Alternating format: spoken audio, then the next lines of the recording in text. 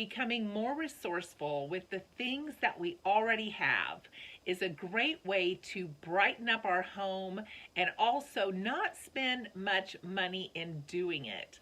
I love being able to change up my home for the better, make it feel new and fresh, and yet spend very little money doing it.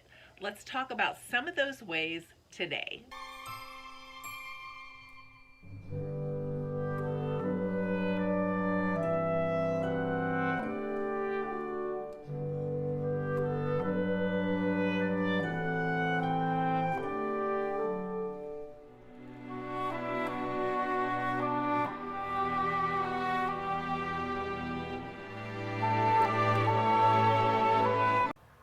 We have an older love seat that's still in good structural condition. However, the leather on the arms and the seat has been peeling off for years, so I have been covering it with handmade throws like this. But when people sit on it, they slide off. So I looked into a new, more modern version for summer, and look at this, $35. What a difference. Hello, everyone. I'm Bonita, and if you don't know me, I live in rural Kansas.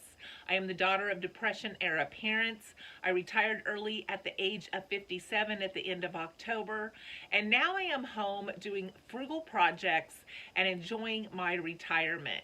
And yes, doing frugal projects is a great way to enjoy my retirement. I made a list of things that I wanted to do when I had time, and I am enjoying doing them so much. One of the things that I've done is I pick up paint at those mismatched paint sections in like Home Depot or Lowe's, and this one cost $2.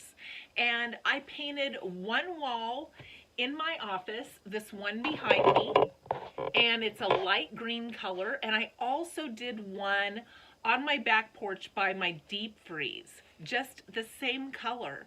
And it's amazing what just doing that one accent wall, how it freshens up a room and it brightens up a room. And yet this costs $2. I've also been able to paint several other things with this small can of paint. You may think that a can of paint might not go that far, but when you just have partial walls like this in some of the rooms, it goes a long way. One of the second things I love to do is change out my comforter or change out my linens to a more lighter fabric or a more colorful summer spring feel to it.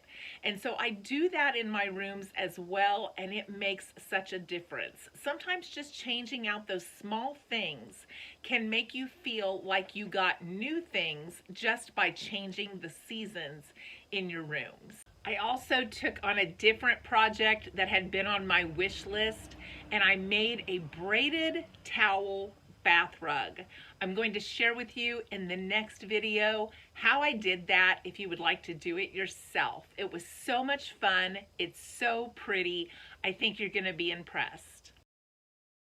To make one of those old-fashioned braided rugs, you're going to need 3 towels that you care nothing about. I am reusing towels that I have pulled from my cabinet because they have frayed edges or they have a hole or they're just not plush anymore. I've got a cream one, I have a light green one, and I have a polka dotted one. I love polka dots. And I thought these colors would go together well to make a rug.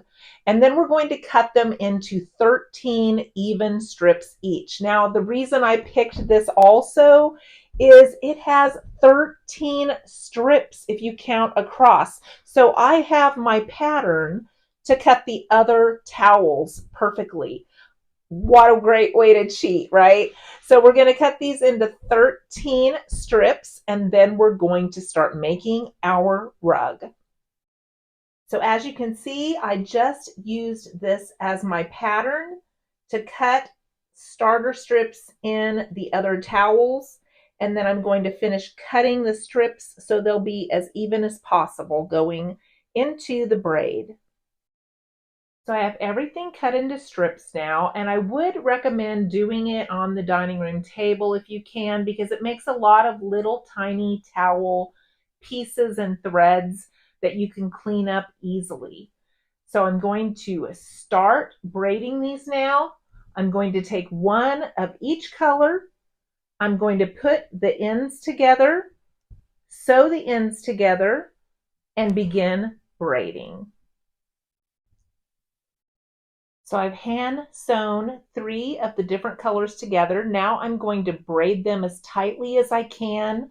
And don't worry if your strips are all not exactly uniform and perfect. Once we braid these together, no one will be able to tell. So I just stuck the end in here so that I could start, and then I just braided. And now that I'm to the end, I'm just going to sew an extension on and keep going until I get through all of these strands. Now that we have it all braided, I'm going to coil it into a circle and begin sewing the pieces together.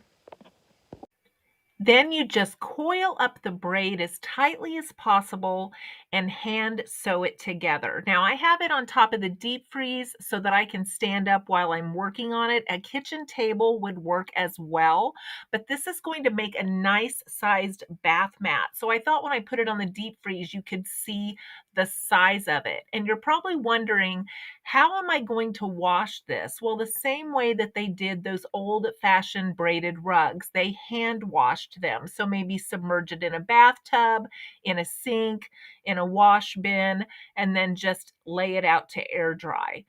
But this would make a really nice handmade gift as well.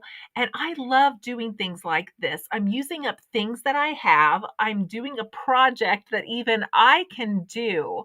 And it's going to be a really pretty piece to display.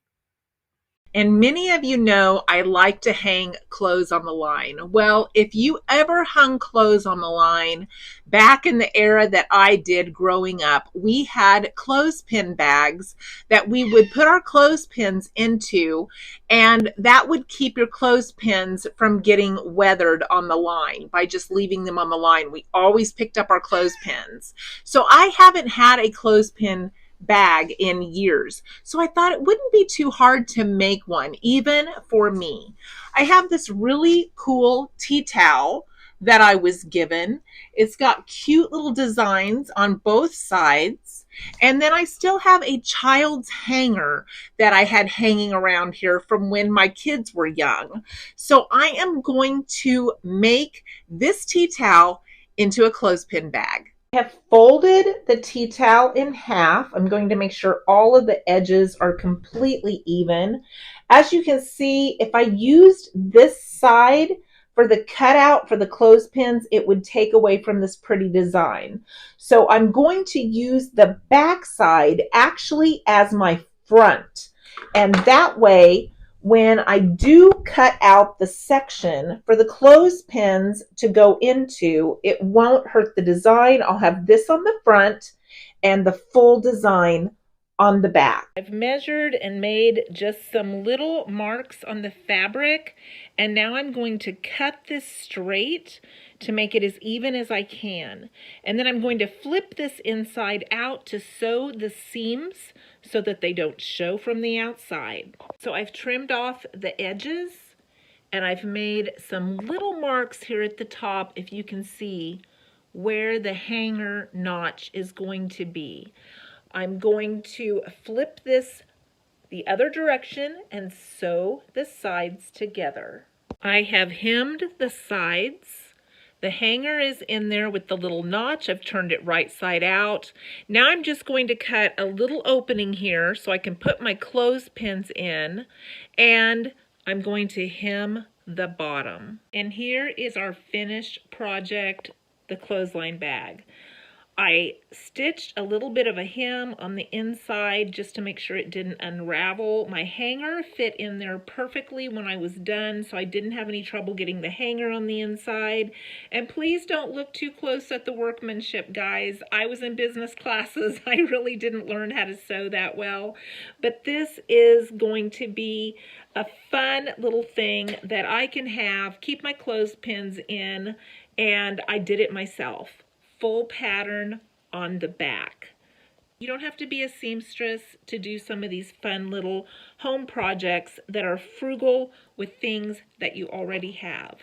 My lettuce has started coming up, and this is one that I grew from scraps from inside the house, and I've just planted, and it is doing very well. My potatoes are coming up very well. I tried doing tomatoes from seeds this year because I've had so many problems with buying them from the store and then they just don't produce that well and they're expensive. So I thought, why not just do them from seeds? So I've got several of those coming up. We already have some baby peppers starting on here. This is the pepper plant we grew inside all winter long and then moved it outside. My celery is still thriving. Those are my green onions I bought from the store. And then we already have cucumbers that are bursting up. How exciting. I have never done cucumbers before, so I want to try some refrigerator pickles if I get some great cucumbers this year. I'm also trying my hand at growing some little sweet potato slips. As you can see, they've already rooted. They're ready to plant. This will be the first year that I've tried sweet potatoes. Being creative is a great way to use the resources that you have around your house. Is there something that you've had for a long time that's not being used that you could repurpose into something else and maybe have some fun doing it? I've started doing a lot of plants inside. I never used to be a plant person, and now I look forward to watching them grow every day. And I just enjoy the greenery and the life that they bring into the house. Rearranging your furniture, changing your curtains to a more summer look. A lot of us have these different seasons already packed away in our homes, and just pulling those things we already have out and refreshing our home for the next season can bring new life into our home. When you put effort into something, it always becomes more meaningful. So those things that I created and shared with you today, those are things I'm going to treasure because I actually did them myself, and there's something we can use, and there's something that I used up that was just laying around. If you've enjoyed this video today, consider hitting that subscribe button or hitting that like button or sharing this video with someone else that you think might enjoy these homemade projects. I appreciate you listening, and I hope to see you in the next video.